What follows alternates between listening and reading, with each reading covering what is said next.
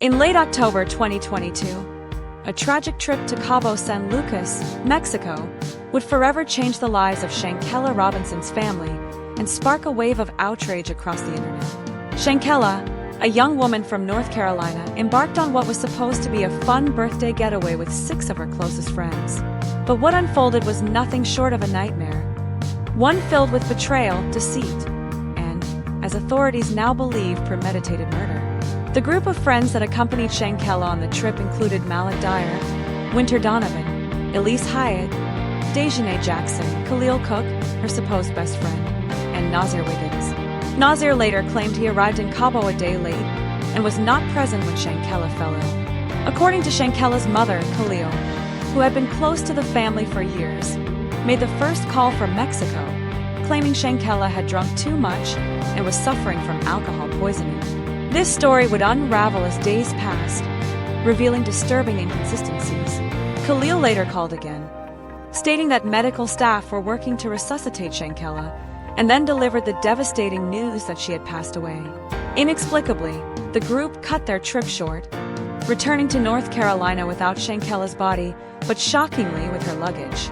Khalil even delivered the luggage to Shanquella's family and continued visiting them, clinging to the lie that she had died from alcohol poisoning. But when the autopsy report was released, the truth shattered the family's trust in him. The autopsy revealed that Shanquella hadn't died from alcohol poisoning, as her friends claimed. Instead, her cause of death was listed as severe spinal cord injury and atlas subluxation, suggesting violent trauma. Even more shocking, the autopsy made no mention of alcohol in her system. The police report from that night added another layer of confusion, as it claimed Shanquella was stable but dehydrated after drinking too much, and her friends allegedly refused to take her to a hospital. Hours later, she was dead. As if the story couldn't get darker, a horrifying video surfaced online showing Shanquella being brutally beaten by one of her friends, Dejanay Jackson, while the others stood by and watched.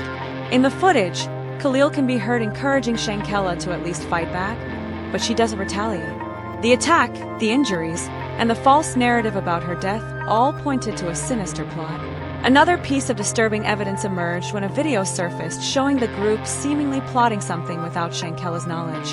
The public outcry was immediate and fierce, pushing Mexican authorities to reopen the case and classify her death as femicide, a gender-based killing. Soon, an arrest warrant was issued for the primary aggressor, believed to be Dejanay. Yet, there are doubts about whether the U.S. will extradite her to Mexico, given the complex legal procedures involved. Still, the FBI has launched its own investigation, and the possibility of justice remains. As Shanquella's family and the world continue to demand answers, the chilling possibility that this was a planned attack looms large. The friend's swift return to the U.S., leaving her body in Mexico, and their collective silence now seem more suspicious than ever.